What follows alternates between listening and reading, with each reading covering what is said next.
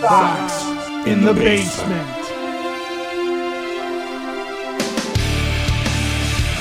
A lot to cover here on Sox in the Basement. The rotation is set. Justin Ishbia has bought some property, which has a lot of questions and implications, possibly.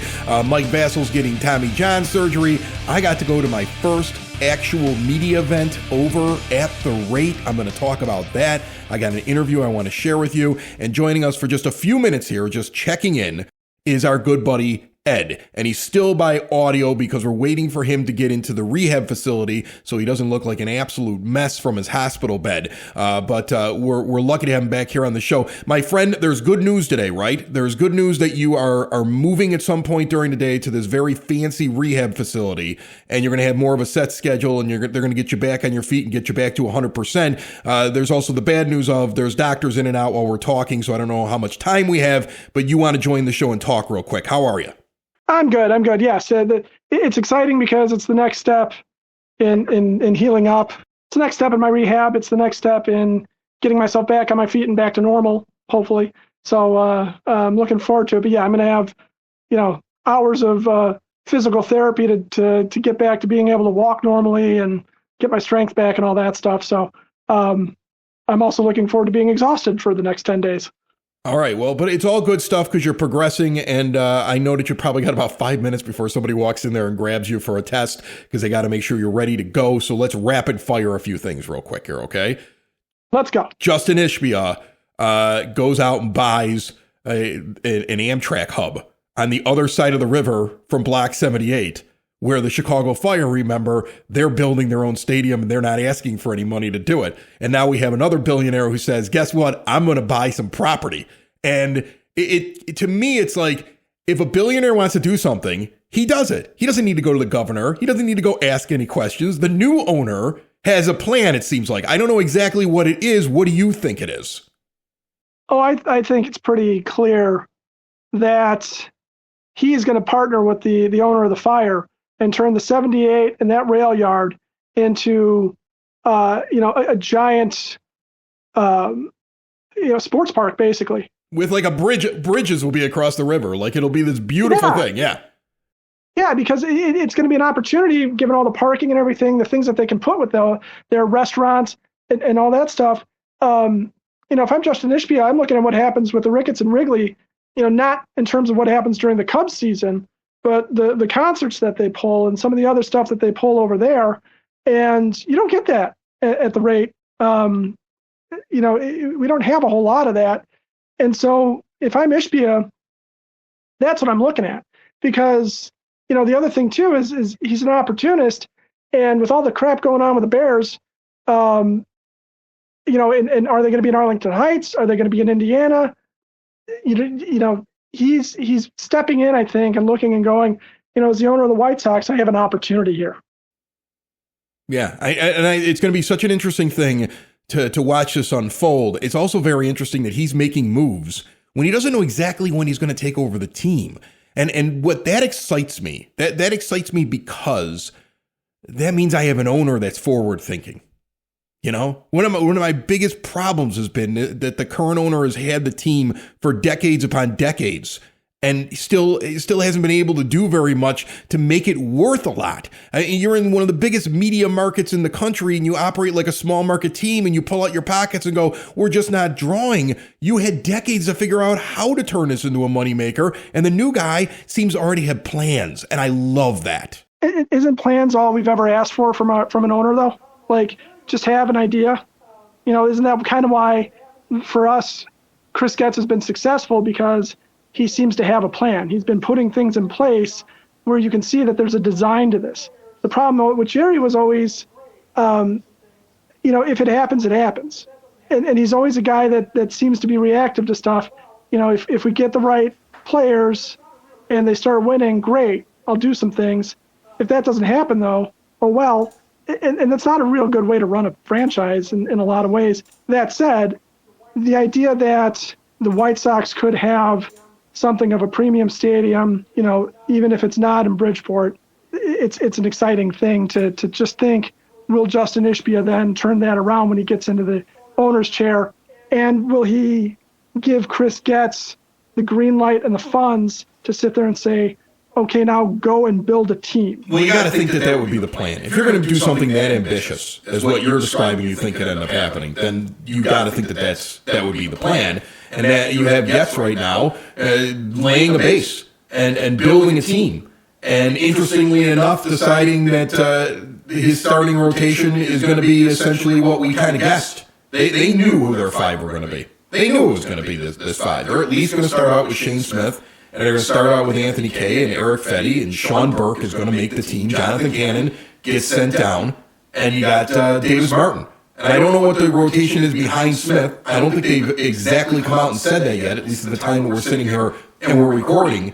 But that's going to be their base. And I thought I saw Sean Burke for the home opener, but I didn't see anything definitive. Okay, but here's the thing: that's their base. Call me in 3 months and tell me what the rotation is. Because I think Drew Thorpe is in that rotation middle of the season. I think Hagen Smith is in that rotation in the middle of the season. I think Tanner McDougal's getting here at some point as well. So, it's like they knew what their starting five were going to be. They made a promise to Sean Newcomb, we'll take a look at you for the possibility of a rotation so they can sign him. He was always going to the bullpen. And they're moving forward with their base is what they're doing, but I think you're going to see an awful lot of changes. That's my look at it after I see that announcement. What about you? Yeah, I think in no particular order, Sean Burke, Anthony Kay, and Eric Fetty are going to have to perform in order to hold on to the rotation slots. They're not guaranteed anything. I think Smith is going to have a longer leash. Although he struggled in spring, I'm very nervous. Everything was rosy. Everything was rosy until Mike Vassell went down with Tommy John, and then I look at Shane Smith's spring, and I go, whoa, hold on a second. Some of these guys were like the big fines that we had when it came to arms last year. What is happening here? I'm nervous now. I'm not saying I'm not nervous about Shane Smith's performance.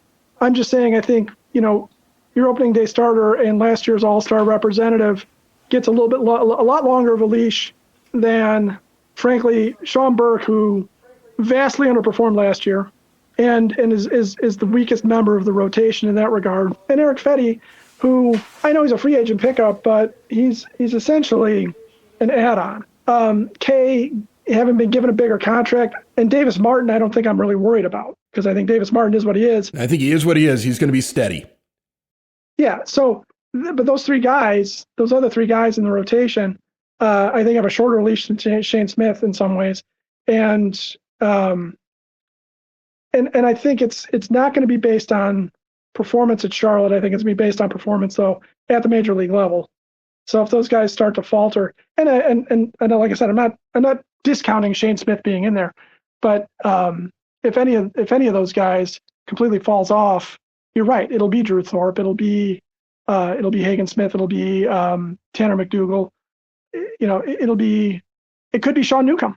They could keep him stretched out over multiple innings and then give him a turn in the rotation down the road if one of the other guys falters. Especially if Anthony Kay falters. If Kay doesn't hack it as a starter, you can see him and Newcomb swap very, very easily. You could see that, or maybe you have somebody else ready to go. I don't think Newcomb's ever making it in the rotation with the guys that are knocking on the door. That are waiting to find a spot, I'd be shocked by that. Maybe it happens, but I'd be shocked by it. His baseball card tells you that it's not going to be that good. And so if he makes it in the rotation because Kay falters, then I'm concerned about the guys that were knocking on the door, why they're not knocking on the door anymore. That would also be kind of concerning to me. That's something to watch. I went to my first media event that I've ever been invited to. Sox in the Basement has never been invited to something. And we just criticized Jerry, so we're never going back. But I'm lauding Ishbia. It all depends. It all depends if the person who makes that decision is going to be around when the new owner gets in, I guess, right? Ooh, I don't know, maybe. But I mean, like I went to this thing. This was an interesting thing for me. Okay. Now, a couple of podcasts have gotten in there before Sox in the Basement has been allowed to go to something. This is when they unveiled their food. They were talking about their promotions. It was mainly the food, like all the new food that they're going to have there. It was a great event to go to for me because I went and I ate a lot of food. Like they had samples of everything that was out there. So for me, I was like, worst case scenario, I'm walking in, saying hi to a few people, eating some food, maybe I get an interview. That's basically what ends up happening, right? I got a gift bag too at the end of it. I didn't know this. It's a highlight for you food-wise. The highlight for me the chicken and waffles, it'll be on the 300 level and in the fancy restaurants was really good. I like that. They're doing an awful lot of food items based upon what you would get at a Japanese ball game. They're doing, and it's a lot of Asian food items are being added. Actual restaurant stands. They got a lot of Korean dogs. They've got ice cream treats that are similar to that you would get at a Japanese baseball game because of Murakami. They actually make mention of it several times. That was something that was talked about constantly, that they feel like they're getting a little bit more of that fan base is going to be showing up. So they want to culturally make sure that they have food items for the Murakami fans, who, by the way, he went and hit a home run the first day back from the WBC.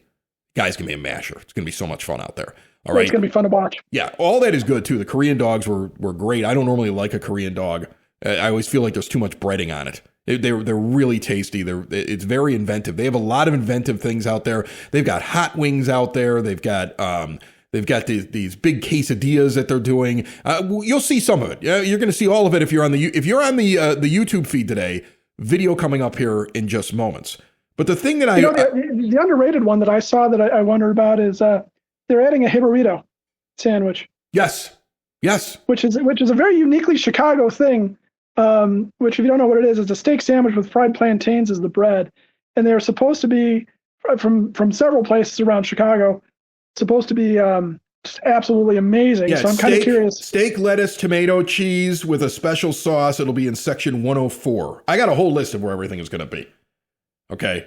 I know everything that is going to be out. Like the fajita dog is going to be at a specialty hot dog section at 113. They've got one of those. Do you remember the milkshake? They've doubled it in size. Because that's what we needed. And they're saying it's for two, and it's not going to be for two. Everybody's just going to eat this thing. There's the place where the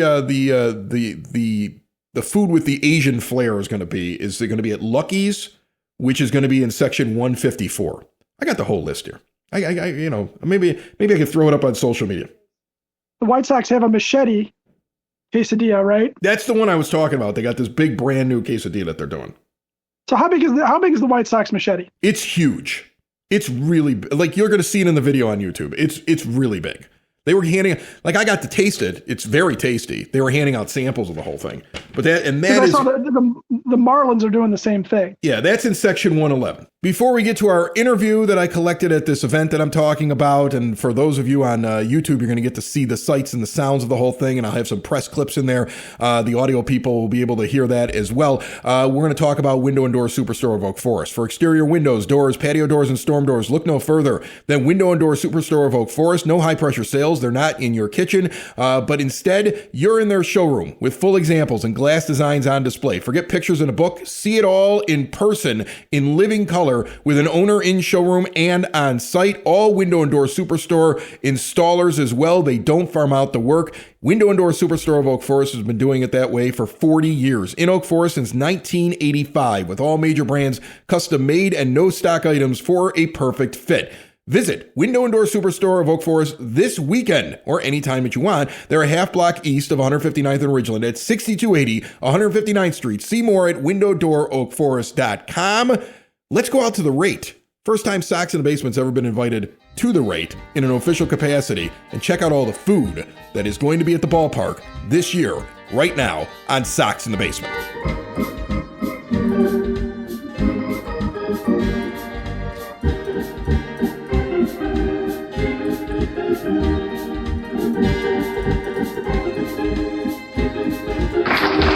Thanks, Gina. Welcome to baseball. Although there is a little bit of snow on the ground, come April 2nd, our new look White Sox are going to be out there. And we couldn't be more excited to welcome our fans to the ballpark. And like every year, one of the first questions we always get, sometimes before what players are going to be on the field, is what can we expect from the food and beverage and the experience at the ballpark. Clearly, every great marketing plan starts with a great and fun product on the field. We couldn't be more excited about the momentum that Chris Getz and his team, along with Will Venable, have put together to put in front of our fans this year, with the addition of Munetaka Murakami from Japan and some of the other players like Sir Anthony Dominguez. We really think that the product on the field is going to be matched and enhanced by the product off the field, which is the experience that our fans get to have. So really looking forward to the season, to getting people here. April 2nd at 3:10 we will be starting this season, and can't wait to get our fans out here. All right, standing at the ballpark with Jenny Cribbs, and Jenny's from Delaware North. And to kind of explain this to people who might not know better, Delaware North essentially is the restaurants and the concessions at the 100 and the 500 level. I believe you also do have the bar that's downstairs, the Leinenkugel bar, and so you have basically the majority of people are going to eat and drink what you guys select each and every year, right, Jenny? Correct.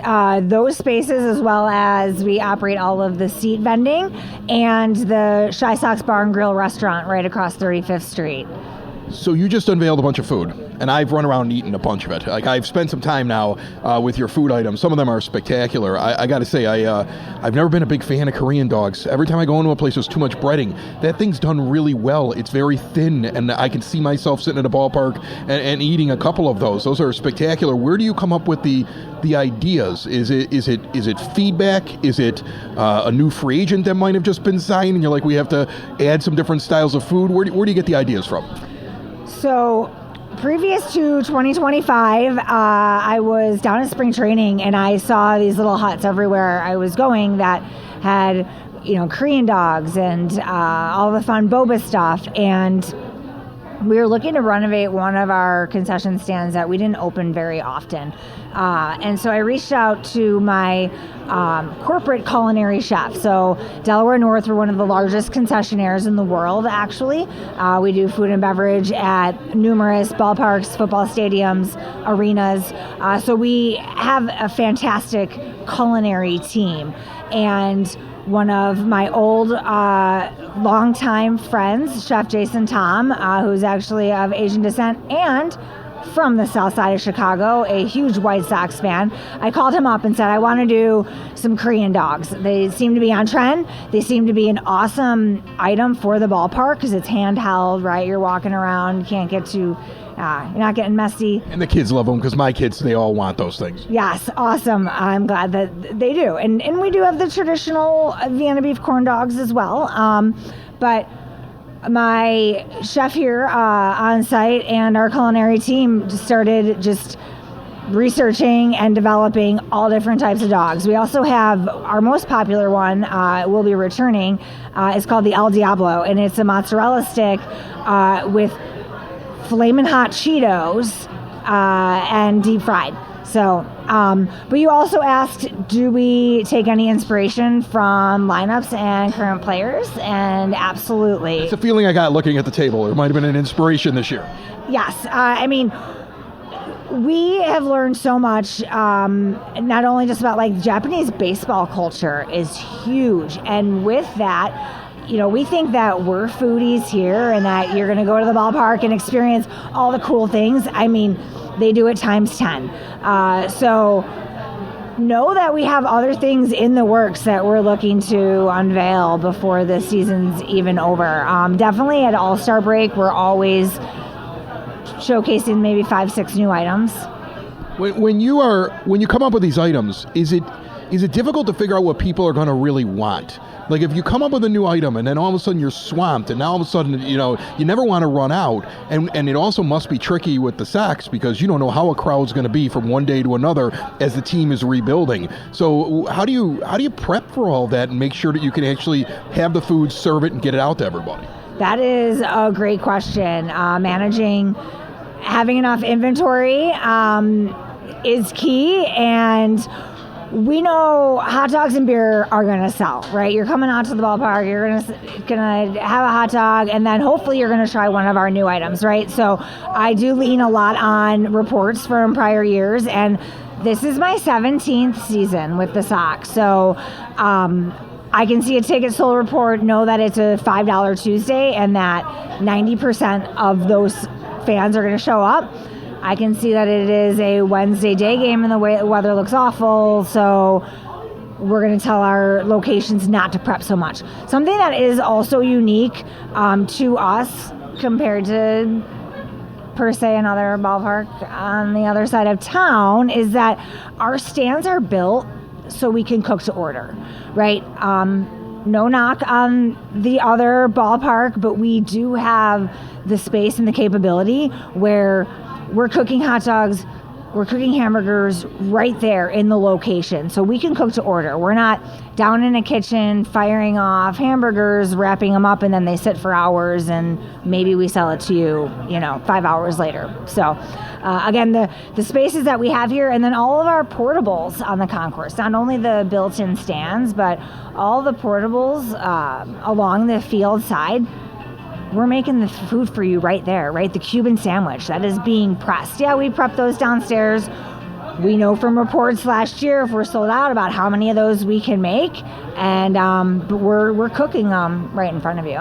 So when you introduce the new items, is there ever a time where you introduce something you think to yourself, people are going to love this, and then it's going to be every year? Because, there are things, over the last 17 years, there are things that look like they were probably just a one-time thing that seem to have stuck around at the ballpark. So how does that go? Is that just basically sales? Is that like response? Are you looking at social media? How do you figure out what continues on the menu? Yeah, I mean, the last 5-7 years, right? The exploding social media scene has definitely driven what we're selling. And you guys talking about and promoting our food has only made it better. And again, you'll have guests that come in, they smell those onions and they go right to the hot dog cart. But now there are so many unique items, and we want the ballpark experience to be fun and unique. And we can't control what happens on the field, but we can control our guests' experience when they walk in the door and getting the best food, the best service possible, right? So we're always looking to excite our guests and to let them try new things. Our management team, we're all Southsiders. We collectively have like 197 years service here. It's wild. But our guests are our family members. They're our friends. They're our neighbors. And you guys tell us what you like and what you don't like. And so also just before the season starts, our chef will make stuff, and just as a management team, we're trying it. We're giving our own feedback because, we are White Sox fans. Awesome. Jenny, thanks so much for joining us. And again, the spread is incredible. I'm full. And I imagine I will walk out of this ballpark full a lot this year. Thanks so much. You're welcome. Can't wait to see you in 15 days.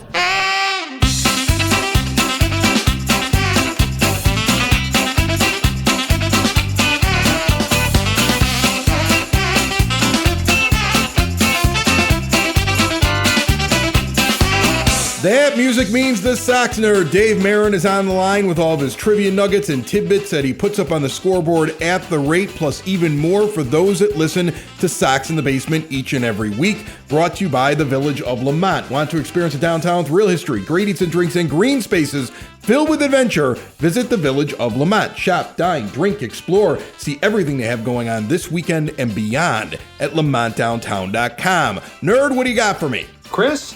Here are a few random nuggets on Andrew Benintendi as he heads into his 4th season with the White Sox. 4 seasons? Wow. That doesn't seem like a long time, but when you consider not one player from his first game with the Sox in 2023 is still with the club, it seems longer, doesn't it? Heck, Benintendi is the only player from the Sox 2024 opening day lineup still with the club. Benintendi has hit exactly 20 homers in each of the last 2 seasons. Benny and Hall of Famer Harold Baines are the only Sox players to do that, with Benintendi the only one to do it in back-to-back campaigns. Should Benintendi start at DH on opening day, he will join Adam Dunn and Jim Thome as the only Sox lefties to do that at least 2 years in a row. Speaking of DH, you gotta figure Benintendi will be spending a decent amount of time in that role this season, and his numbers say that's fine, thank you. In his last 2 seasons, the Cincinnati native has hit .277 with a .340 on-base percentage and .463 slugging percentage as a DH. In addition, Benny owns 7 homers with 26 RBIs while reaching base in 38 of 49 games, that's 78%, as a Sox DH. For some reason, I've never explored where Benintendi's homers rank among Sox players 5'9" or shorter. I'm kind of surprised at myself because this is a rabbit hole I have dived down before, particularly in the case of our old friend, the diminutive Larry Garcia. Benintendi's 20 homers in each of the last 2 seasons are tied for the most ever by a Sox player 5'9" or shorter. Ray Durham, a Sox nerd favorite, hit 20 homers in 2001. Benintendi is third among Sox players no taller than 5'9", with 45 bombs behind Durham's 106 and Floyd Robinson's 65. For the record, the shortest players to homer for the Sox are Walt No-Neck Williams, Herm McFarland, Fred Hartman, Clark Griffith, Billy Hoy, Ducky Holmes, and Nemo Leibold at 5'6". The shortest player to appear in a game for the Sox was 5'5" Jess Cortazzo, who grounded out as a pinch hitter for Red Faber in his only big league at-bat on September 1st, 1923. This will be Benintendi's 4th season wearing number 23, an iconic number in the Windy City. The only Sox players to don the number that Jordan, Hester, and Sandberg made famous longer than Benintendi are Robin Ventura at 9 seasons, Lamar Johnson at 6, and Jermaine Dye and Bob Locker at 5. On an unrelated note, Chris, you were talking about best Sox moments in a Sox loss a couple of pods ago. The one that immediately jumped to my mind was when Bo Jackson homered in the 1993 home opener against the New York Yankees. If you recall, that blast came in Bo's first swing after hip replacement surgery and was such an emotional moment that no one remembers that the Sox lost 11-6 that day. Before I get to my zinger, let me remind you that gems like these and others are available on my blog, which you can access at soxinthebasement.com, and I'm also posting daily on X and Threads. My zinger? Should the Sox rotation hold, Sean Burke will start the Sox home opener for the 2nd consecutive season. The last Sox pitcher to do that was that cut-up Chris Sale in 2013 and 2014, and the last righty to do it was Esteban Loaiza in 2003 and 2004. That's it, Chris. Probably more than you wanted to know about Benny, Shorties, and Bo Blasts. Sox in the basement. Sox in the basement. Sox in the basement. Sox in the Basement. Heard everywhere podcasts can be found, and always on soxinthebasement.com.